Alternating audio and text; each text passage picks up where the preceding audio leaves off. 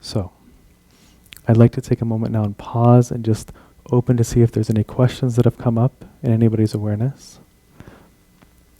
And then I'd like to do a meditation collectively, and then we'll see where we are as a group. So sure, Day.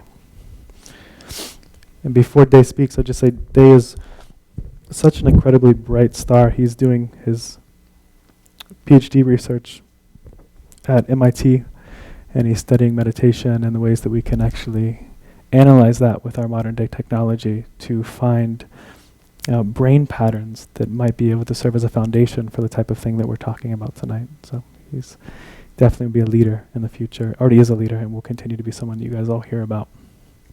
Dustin is an amazing salesperson.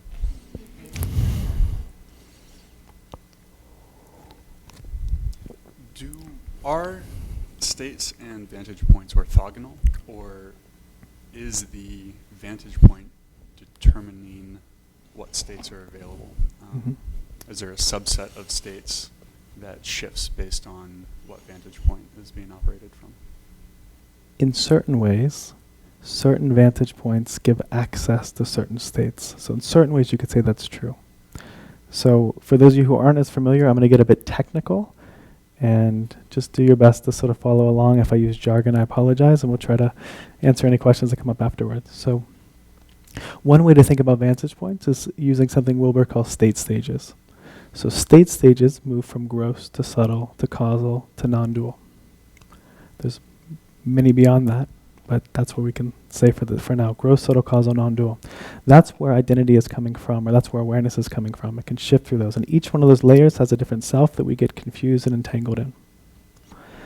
It is also true that as we shift into deeper vantage points, we gain deeper access in our vision to different realms or different states. So often if we find that someone's begun to deconstruct their identification with thought and their identification with emotion, they start to begin to have, at least from what I've seen, they start to begin to have access to more of the energies that are here present. So as they deconstruct to a subtle identity from a gross identity, they begin to have access to subtle states, like energy.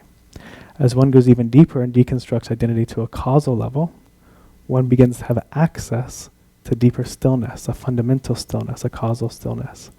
And so I think in a certain way, there is a relationship between the two. I wouldn't say that it's one for one or that it's exact, but I definitely think that one can influence and open up the other, at least vantage points to states. It's not the case that states, access to states, necessarily open up deeper layers of awareness or deeper vantage points. One small follow-up on that. Please. You've talked about increasing the possibility space, moving deeper vantage point. Mm-hmm. Does it also limit the possibility space? Does increasing your developmental vantage point limit what states you have access to? Not as far as I can tell. Here's why. One of the best things on the spiritual path is that people often think that as they wake up that they're going to lose everything. Like as you described it, you wake up and you just disintegrate these lower aspects of self or this self-contraction. But what's also true is that it doesn't go away. You're not negating it. And so I think one of the most beautiful things is that no matter how much you actually wake up, it's not, as Hogan was said, empty void. It's actually fullness. And so as people begin to have these deeper experiences, it transcends and includes. That means that each of these deeper levels of awareness or awakening transcend and include and penetrate through these lower vehicles. And so in that sense, I don't think there's any limitation, because everything that you've had before you still have access to. It's still available. All states are still possible. I still have a physical body even if I move beyond exclusive identification with my physical body. I still have a personality structure that I move through even if I've moved beyond exclusive identification with it. And that's actually the good news, is that everything becomes available rather than nothing becoming available.